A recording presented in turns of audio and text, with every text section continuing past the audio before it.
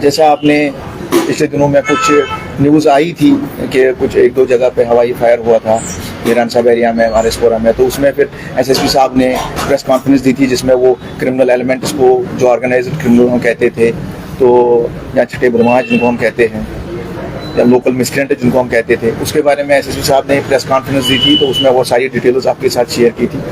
तो इसी सिलसिले को जारी रखते हुए हमने पिछले एक दो दिनों में और दो जो नोटोरियस क्रिमिनल्स थे, ऑर्गेनाइज्ड क्रिमिनल्स की तरह बिहेव करते थे, रिपीटेड ऑफेंडर्स थे, उनको हमने अप्रहेंड किया है, दर दबोच लिया है।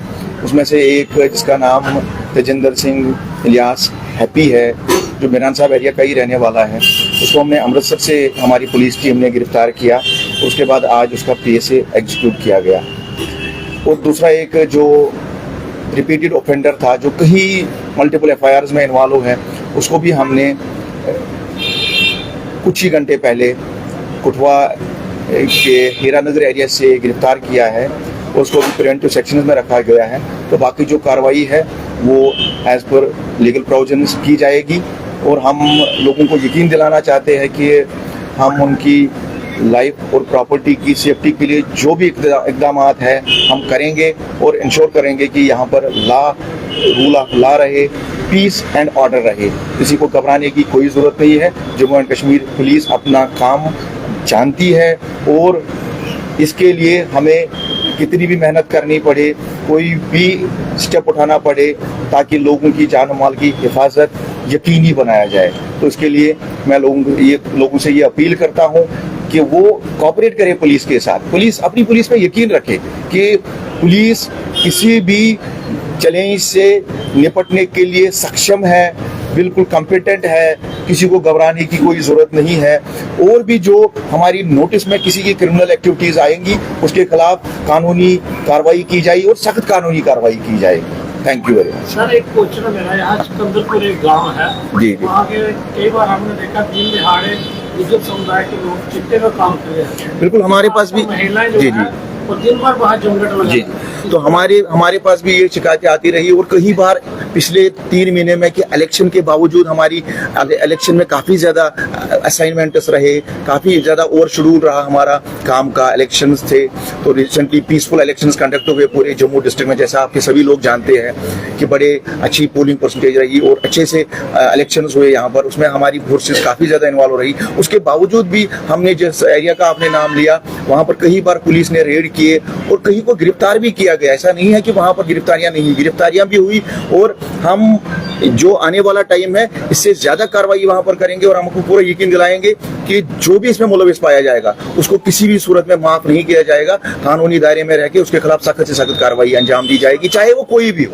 सर, काफ़ी समय के बाद गैंगस्टर कल्चर ने दोबारा सर उठाया है। ना, मैं इस बात पे यकीन नहीं करता हूँ कि गैंगस्टर कल्चर ने यहाँ पर सर उठाया है। हाँ, इतना है कि कुछ जो गैंगस्टर्स है, जो पहले नोटोरियस क्रिमिनल्स है, जेल में भी कुछ, उसमें जैसे आपने जानते होंगे कि बुजट करके एक नाम आया है, तो उसके हो सकता है कुछ गुर्गे बाहर घूम रहे हो, मिसक्रेंट बाहर घूम रहे हो। उनमें से पिछले दिनों ही 3 गिरफ्तार किए गए हैं।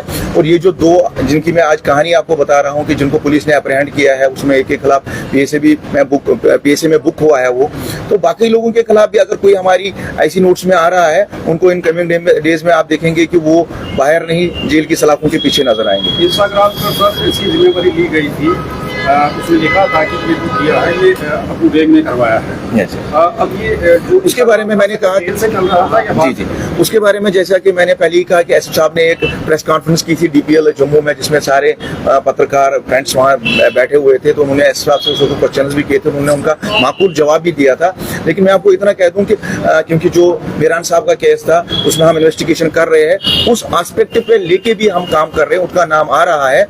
बट जो उसमें सोशल मीडिया पोस्ट थे, इंस्टाग्राम पोस्ट थे, उसकी भी तहकीकात हो रही है कि वो किसने अपलोड किए, कैसे किए, और आने वाले वक्त में वो हम आपके सामने वो तथ्य रखेंगे। उस इंस्टाग्राम में से कुछ पोस्टें डिलीट भी कर दी गई हैं, यानी कि वो इंस्टाग्राम जो अभी तक चल रहा है वो अकाउंट जी एक्टिव, उसकी तहकीकात हो रही है कि वो जेल के अंदर से चल रहा था या बाहर से चल रहा था। तो उसकी तहकीकात हो रही है। हम उसमें देखेंगे कि कौन उसका जो यूजर था उसके खिलाफ सख्त से सख्त कार्रवाई की जाएगी। जो अरेस्ट है अबू जट है, उसको रिमांड पर आने वाले दिन में लेकर वो तो 302 में ऑलरेडी लॉज है। 302 से बड़ा मतलब आप समझ सकते हैं कि मर्डर केस में ऑलरेडी बुक है कुटवा जेल में। तो हम देखेंगे फर्दर क्या कार्रवाई कर सकते हैं, बट उसकी एक्टिविटीज को कवर करने के लिए जो भी मुनासिब कार्रवाई होगी पुलिस करेगी, बिल्कुल करेगी। इस केस में सर अबू जट का नाम जो है वो मास्टरमाइंड बताया जा रहा है, तो वो अलग केस में वो अंदर है। क्या इस केस में उसको बुलाया जाए कि उसने कहा है कि इसकी बिल्कुल, अगर उसकी इन्वॉल्वमेंट सरफेस होती है जैसा कि नाम आ रहा है, तो उसके खिलाफ जो भी फर्दर कार्रवाई इस केस में होगी वो कानूनी दायरे में रहकर की जाएगी। उसको क्यों नहीं बुलाया गया? बेसिकली अगर बंदा बाहर है तो उसको अरेस्ट करने के लिए पुलिस पीछे दौड़ती है, कार्रवाई करने के लिए दौड़ती है। और जैसा कि मैंने आपको पहले ही कहा कि वो ऑलरेडी 302 में कुटवा जेल में सजा काट रहा है।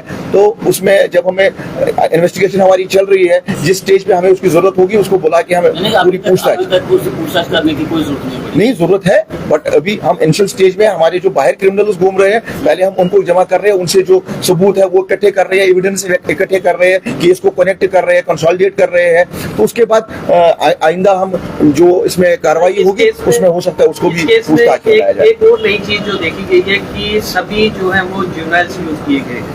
हाँ नहीं, मतलब सारे जुवेनाइल्स ही हैं। जो मेन 2 शूटर्स थे जिन्हें मेन मतलब जिनका इसमें हाथ रहा है वो जुवेनाइल्स है। उनको हमने एज पर कानूनी कार्रवाई जो लवाजमात है उसके हिसाब से उनके खिलाफ कार्रवाई की जाएगी। और हम पेरेंट्स को भी ये अपील करते हैं कि वो अपने टीनेजर मतलब यूथ मतलब जो माइनर्स हैं उन पर नजर रखें ताकि वो इन क्रिमिनल एक्टिविटीज में ना पड़े। और हम इसके अलावा भी जो ये स्टंट बाइकिंग है, ये जो आप कह सकते थे सलन मॉडिफाइड सलेंसर्स जो चला के यहाँ पर एक कल्चर बना है, उसके खिलाफ हम सख्त से सख्त कार्रवाई करें। पिछले कुछ दिनों से क्रिमिनल एक्टिविटी इस एरिया में ज्यादा बढ़ी है ना? ऐसा नहीं बढ़ी है, बल्कि क्रिमिनल एलिमेंट्स के खिलाफ कार्रवाई ज्यादा हुई है। इसलिए आपको लग रहा है, आप देखिए कि आपको लगा होगा कि इनके खिलाफ पीएसए बढ़ गए हैं, इनके खिलाफ एनडीपीएस के केसेस बढ़ रहे हैं। हर दिन आपको न्यूज मिल रही है कि आज एक क्रिमिनल एलिमेंट पकड़ा गया, दूसरे दिन दूसरा पकड़ा, जैसे आज अभी लोग बोलेंगे क्रिमिनल एक्टिविटीज बढ़ गई। ना, ऐसा नहीं है, बल्कि क्रिमिनल एलिमेंट्स के खिलाफ सख्त से सख्त कार्रवाई हो रही है। और हर दिन आपको एक न्यूज मिल रही है।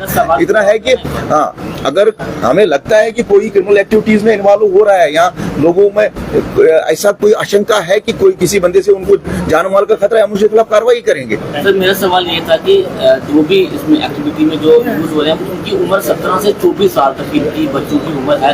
क्या लगता है कि जानबूझकर कम उम्र वाले? बिल्कुल, it is a modus operandi of the criminals because they want to take the advantage of the legal limitations कि 18 साल से बिलो होगा तो उसको कानूनी तौर पे हम अरेस्ट नहीं कर सकते, लॉकअप में नहीं रख सकते, उसको ऑब्जर्वेशन होम में रखना है। उसकी बेल के कंडीशंस भी थोड़े से नरम होते हैं। बट हमारी पूरी कोशिश रहेगी कि जो रिपीटेड ऑफेंडर है, जिसके खिलाफ बार बार मतलब एफआईआर लगे हुए हैं, कानून की वायलेशन है, उसके खिलाफ इस बार हम जो भी स्टेप ले सकते हैं वो ले लेंगे। पब्लिक मीट्स जो है वो कम हुई है। यस, इलेक्शन में उसमें कुछ लिमिटेशंस आई थी, थाना दिवस वगैरह हम नहीं कर सके थे because of some model code of conduct. बस अब इलेक्शन जैसे कि आप समझते कि इख्तिताम पजीर हो गए, हम फिर से ये सिलसिला रेस्टोर कर रहे हैं। इलेक्शन की वजह से थोड़ा सा कम हुआ था, हम फिर से रेस्टोर कर रहे हैं ये। और आइंदा आप देखेंगे कि हर थाने हर चौकी में पुलिस की तरफ से हर हफ्ते हर महीने में जरूर ये प्रोग्राम होंगे। और मैं खुद भी ऑलमोस्ट जो अपने सब डिवीजन में है या अपने जोन में है, मैं पार्टिसिपेट करूंगा।